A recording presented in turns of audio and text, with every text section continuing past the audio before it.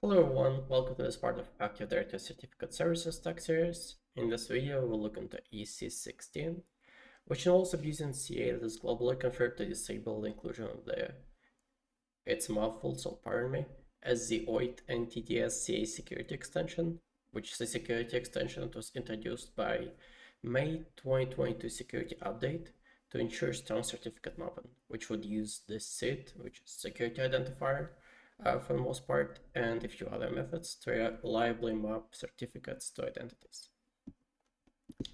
So here I have CertificateWiki to go more in depth to explain this a little bit better, and hopefully it will make more sense to you about how this misconfiguration introduces privilege escalation and how we can abuse this.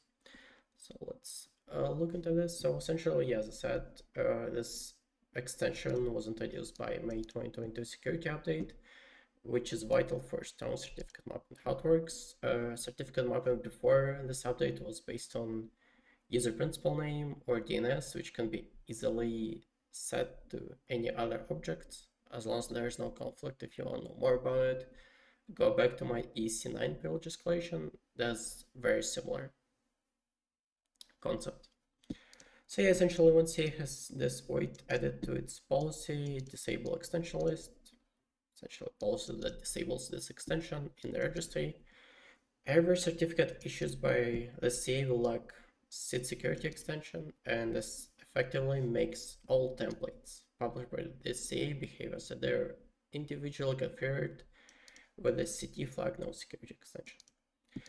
So essentially, it's kind of like a global misconfiguration compared to ESC9. ESC9, you set it specifically on a template. This one will affect all the templates, so this is more dangerous. And second part is on the main controllers are not operating in full enforcement mode for strong certificate binding, which is strong certificate by enforcement registry key value is not set to 2. I think even as of today, it is set to 1 by default. Microsoft made some announcements that they want to change it to 2 by default, but I think it's still 1, and most environments will most likely have it set to 1. So this kind of met by default, and this is something if there are compatibility issues, people might set it. So yeah, when it comes to abuse of ESC16, again, similar to ESC9, what you have to do is you need to have a user A that has some kind of generic right or right owner or generic all permissions over another account that can enroll to certificate templates with a client authentication, which we'll have in this case. And yeah, we just essentially change the UPN to an administrator, request certificate, and this will lack security extension due to the ESC16 misconfiguration. Then I'm going to change the UPN back to what it was for the user we abused, and we'll get the certificate and use it to authenticate as the user we're trying to impersonate, which in our case is going to be administrator. Alright, now with all that background talking out of the way, let's look at the lab setup and walk through all the steps to be required to exploit this.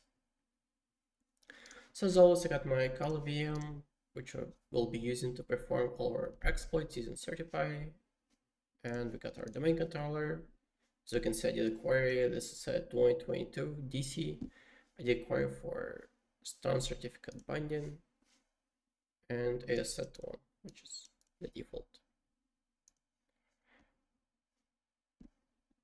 We're gonna have a user Frank Castle, which is just a regular domain user, no special privileges. Well, it's actually like there is special privilege that for some reason there was a setup that this regular user can modify its admin account. So if we go to security tab, we can see that Frank Castle has generic right over its admin account. And we got our ADCS server, which will be, we need to unlock first.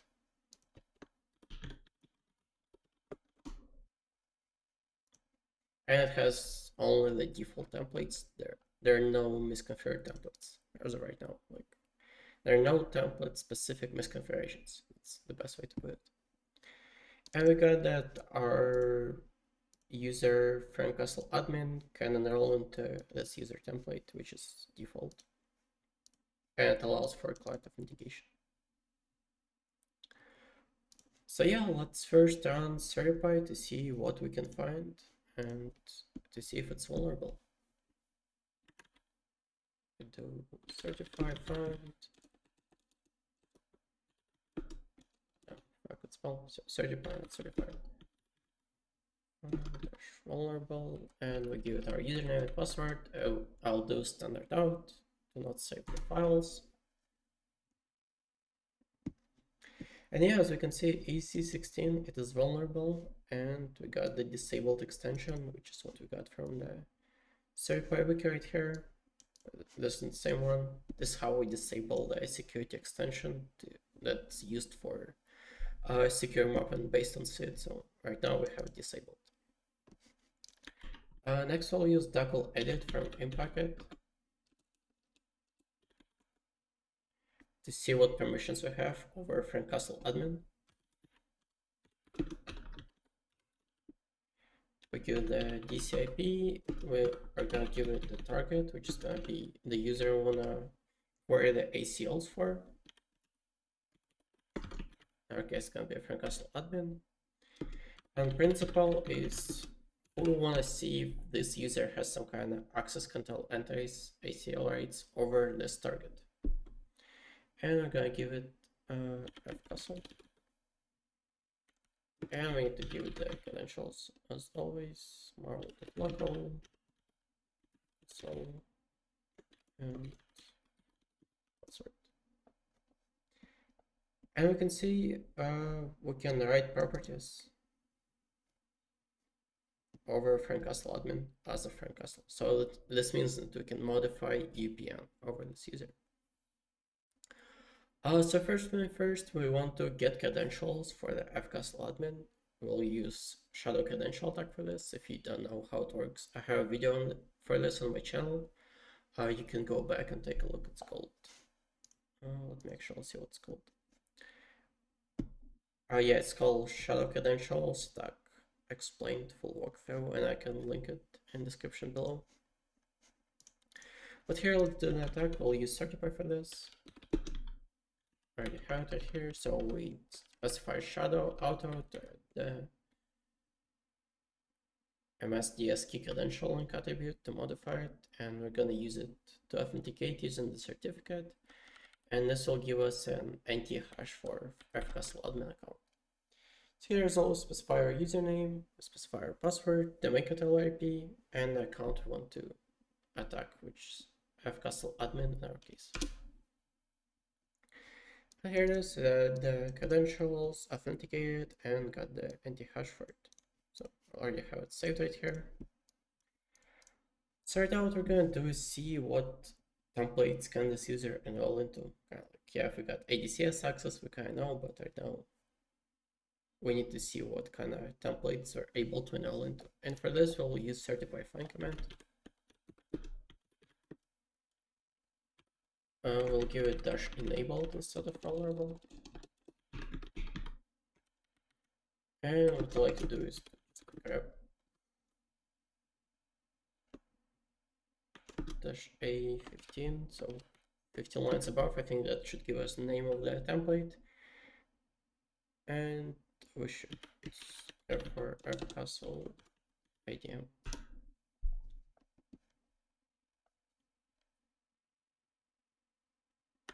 Maybe it's not gonna work.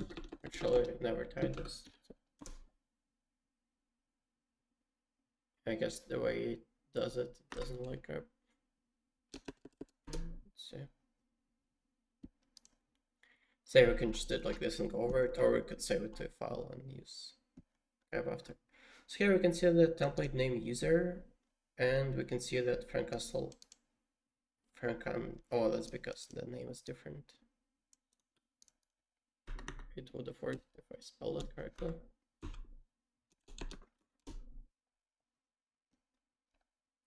And this would be below, not above. And this would be like 25. That's just number of lines. even more. So maybe it's not the best way to do this, but you get the idea. Basically, we want to find if this user can enroll into any templates. And enroll into it, we can see Castle admin can enroll into template user. So this what we're gonna use to abuse. So first, what we'll have to do is we need to modify the UPN of Castle admin to be the one of administrator. Then we'll use certify for this again, but you can also use bloody AD if you want to. So give it account, and first I'm gonna read the original UPN. So we can see it's first Castle admin at local. So we'll just save it so we could restore it later. We also wanna leave the environment the way we found it before the pen test, or if you do any kind of work on a client environment, we always want to make sure we restore it to a known good state. So now to save the UPN, now we can modify it, and I'm gonna give it UPN of administrator.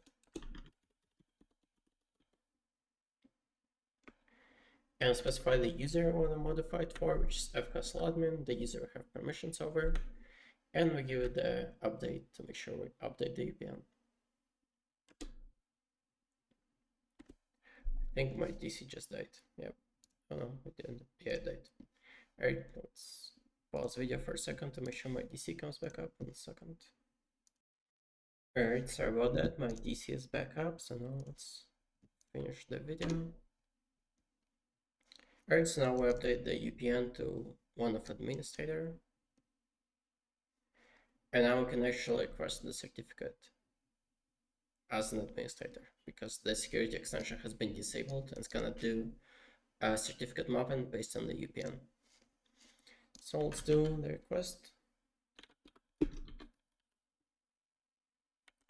We give it the username for Castle admin. We give it the hash that we got from certify shadow credential attack. We give it the main controller IP. We need to give it the CA name. We need to give it the template, and we also have to give it the target because ADCS server is on a separate machine from the domain controller. That's why I have to specify it. Otherwise, you can leave it. Otherwise, you don't have to give it all. If ADCS is on the same machine as the domain controller, you can just skip it.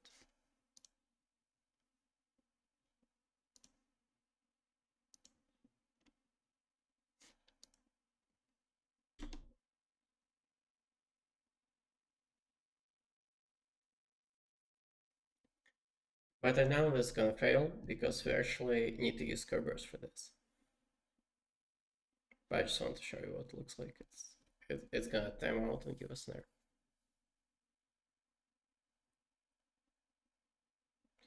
Yep, failed to get dynamic TCP endpoint. That's because we need to use Kerberos for this thing. So because we got when we did the shadow credential attack, we got the ticket for Castle admin. We just need to export it. And we're gonna use Kerberos request with -k option. We give the main controller IP, CA, template, and target. We need to give the FQDN. For this to work, you also need to make sure you have your Etsy host file populated. Here is my IP and the FQDN. And here we go. We can see that we got the UPN set to administrator. Certificate has no objects yet because the extension has been disabled. And we got the certificate that has the administrator SAN in the certificate. So we can now authenticate as administrator using the certificate. But first we need to revert the UPN back to what was for user Castle admin. Paste it in here. Revert it.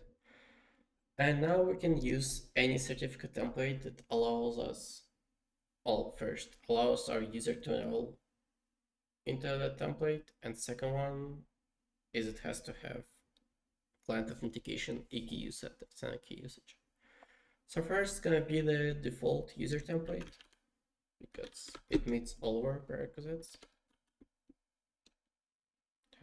Actually, of.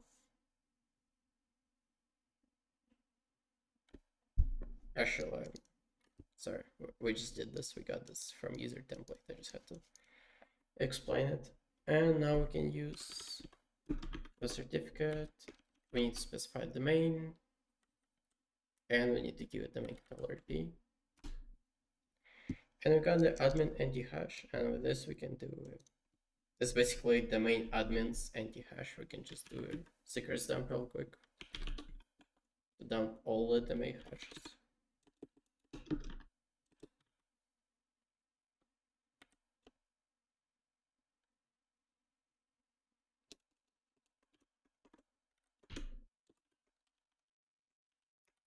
This would be 152. It's gonna be administrator.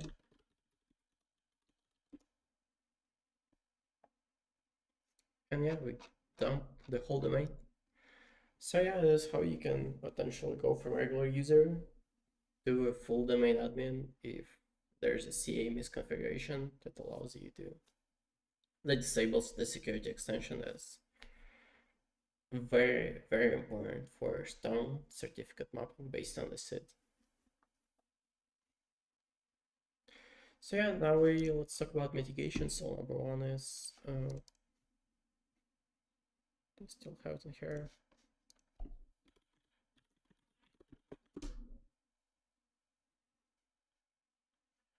Yeah, I guess number one is make sure this registry key is not set. Disable extension list, so we need to remove it. We can do it with a command like this. So this should remove it, and if we query it, this is not set anymore, but it requires a restart of a CA, so we have to stop it and start it again. So now if we try to find vulnerable, it should not find anything. Let's see if we can just run the command. So yeah, as you can see, there's no more ESC16 because it's not set. Second one is edit your ACLs. So here, if I go to users and computers, I change view to advanced, and go to security. We can see that a regular account can modify permissions for an admin account. This is not great. Something you could use Bloodhound for, just even community edition, to edit ACLs in your environment. To make sure normal users do not have any ACLs over admin users or privileged accounts. And last one is as per certify wiki certify. It's certify, sorry. Too many tools. Yeah, make sure to enable strong certificate mapping. Set it to 2. Where is it? Oh, it's right here. Yeah, strong certificate binding enforcement is set to 2. As I mentioned before, Microsoft says it's going to be set to 2 by default, but as you know, most environments will have the default setting, which is set to 1. You should go ahead and change it, but do some testing first to make sure it's not going to break anything. Alright, I think this was the last video for ADCS escalation series. So next one we'll look into relay attacks in depth, see how we can relay to different protocols in different environments, and if new ESC escalations will come out, we'll just add those to the series. Hope you enjoyed it, and I will see you in the next one. Bye.